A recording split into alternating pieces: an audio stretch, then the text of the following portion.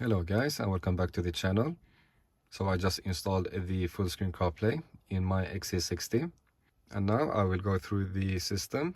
So this is the part 2 of the full screen CarPlay upgrade. If you want to see the installation process, then please watch part 1. In this video I will give my first impressions of the full screen CarPlay and check how it works. So now let's check out how the full screen CarPlay works in the car.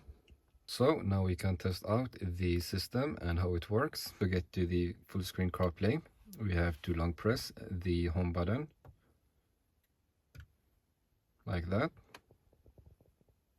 And I have to say, this looks way much better than the half screen that Volvo offers on the Sensus cars. And it is also very responsive. And now we do have Google Maps on the car.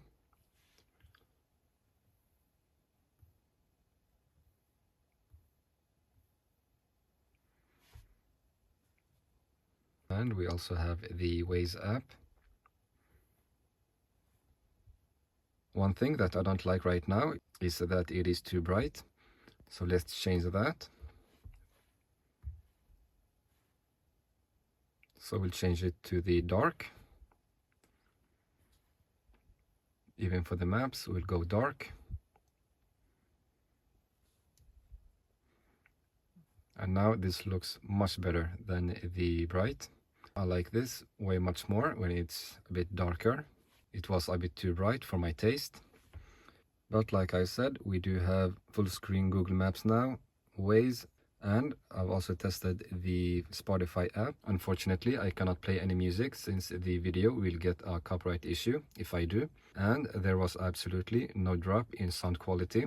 And before getting the full screen CarPlay, I did use this to get the wireless CarPlay. And it did cause a delay when changing sounds. With the full screen CarPlay, there is no delay. So that issue is now fixed that I had with the wireless CarPlay adapter. And for those that has been following the channel, knows that I did do the dashcam install in the car. And this device did use a Wi-Fi channel to connect to. So did the dashcam. So to use the wireless CarPlay device, I did have to disconnect the camera to be able to use the wireless CarPlay in the car. So I couldn't stay connected to both the wireless CarPlay and to the dashcam. Now unfortunately, the full screen CarPlay also uses a Wi-Fi channel, so I still can't connect to both the CarPlay and to the dashcam. So I still do have to disconnect from the dashcam in order to access the full screen CarPlay. Now luckily, the dashcam still records even if I'm not connected to it. As you can see over here, there is an indicator that it is recording. The flashing light indicates that it is recording. So in order to get the footage out of the dashcam, I do have to disconnect from the full screen CarPlay's Wi-Fi channel to connect to the dashcam. And then after I've got the footage out of the dashcam, I could connect again to the full screen CarPlay. Now with that said, I don't think that this is a very big issue, as I don't need to access the footage from the dashcam very often. And like I said, it still does record even if you're not connected. So it's not the biggest issue. And this is where I put the USB.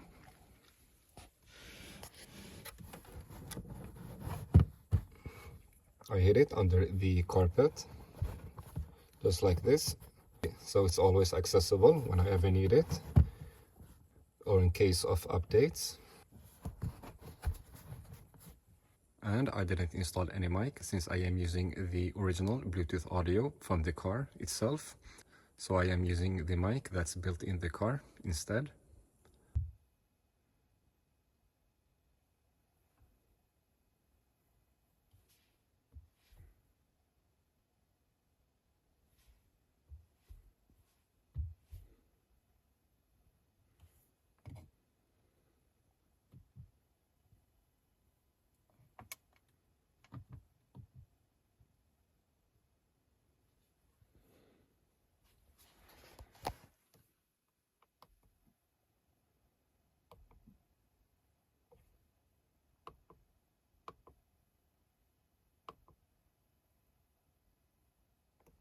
And if we go to the main menu, Here we will find the settings for the system.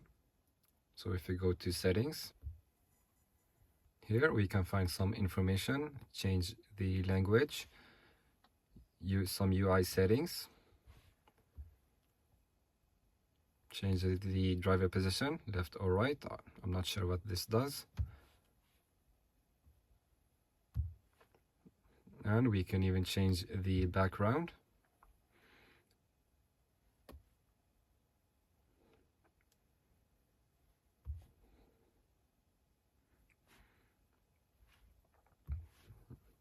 I'll choose this one.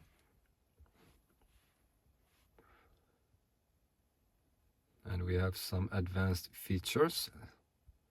And here you'll find your parking aid, such as the parking guidelines. Also the distance control on. Original camera, yes. 360, we don't have that in the car.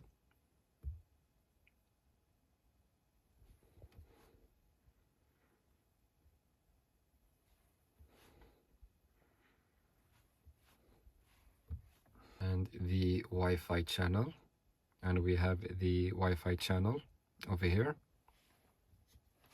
and this is for the Android Auto, which I don't have since I'm using an iPhone. And we have the wireless CarPlay settings. Here you can see the wireless CarPlay connection that's on, the device list, that's my phone connected to the device. And this was to connect to the car, and the paired device list, so all of the phones that has been connected to the device will end up here. So let's check out the audio settings. Here we have the mic sensitivity. I didn't use the mic.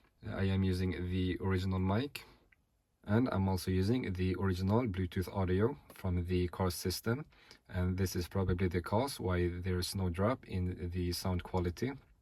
And this one, the automatic echo cancellation, this is for the mic, which I never installed, so I can't check anything here.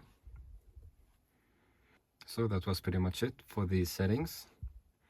And to get back to the full screen CarPlay, just click on iOS. And like I said before, this looks much better than the half screen CarPlay. And it is also much easier to use since the icons are much bigger than there is on the half screen one. So it is much easier to click on the icons since the screen is so much bigger now. But the downside to this, I would say, is that you can't control any of your climate controls while you're in the full screen CarPlay. This is a separate system, and the car's Sensus system is still running in the background. To get back to the Sensus, you just press the home button. And from here, you can control all of your climate controls. And then go back to the full screen CarPlay, just like that. And the transition from going to the original system and back to the full screen CarPlay is super smooth, and I'm really happy that it's smooth, because of course we all want to use our climate controls, so the transition has to be quick from the full screen CarPlay to the original Sensus system. So it will kind of look like this. If you want a higher temperature in the car, for example, you just click on the home button, change the temperature. The car is right now off, so I can do that, and click back on the home button to show the full screen CarPlay again. So it is pretty quick. You click the button, change the temperature, and then you go back like that.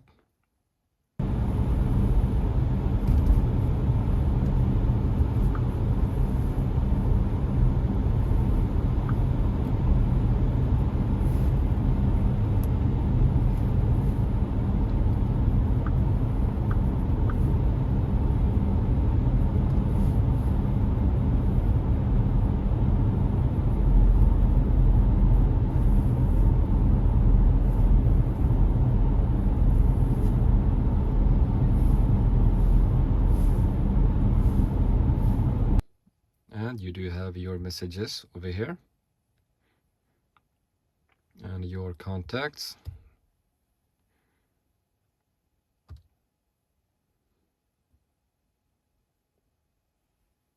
And when you want to go back to the home screen, you don't click on this button. This will take you back to the Sensus system.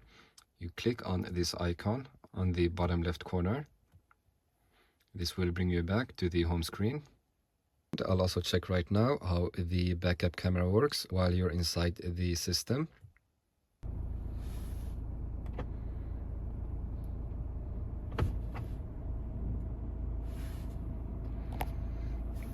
And the camera comes up. And the guidelines are working.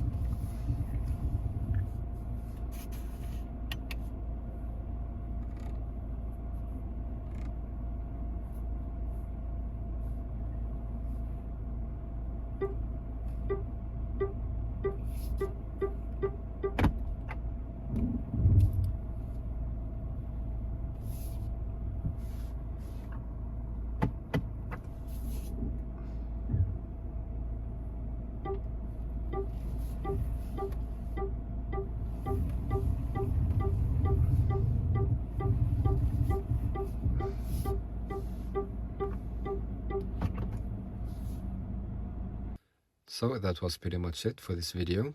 I'm really happy that I did this upgrade, since it looks much better with the full screen than the half screen one, since it is much easier to use than the original system. And we also have full screen maps now, which I really wanted. And Waze is also working in the car. And the system works really great. This is the Isodar V2 that I'm using. It is the most commonly used one and most popular, and for normal daily driving there's really no need to go back to the Sensus system. So for daily driving this is much better than using the Sensus system.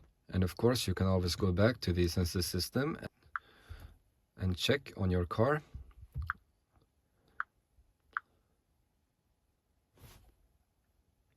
And then go back to the full screen CarPlay. So that was pretty much it for this video.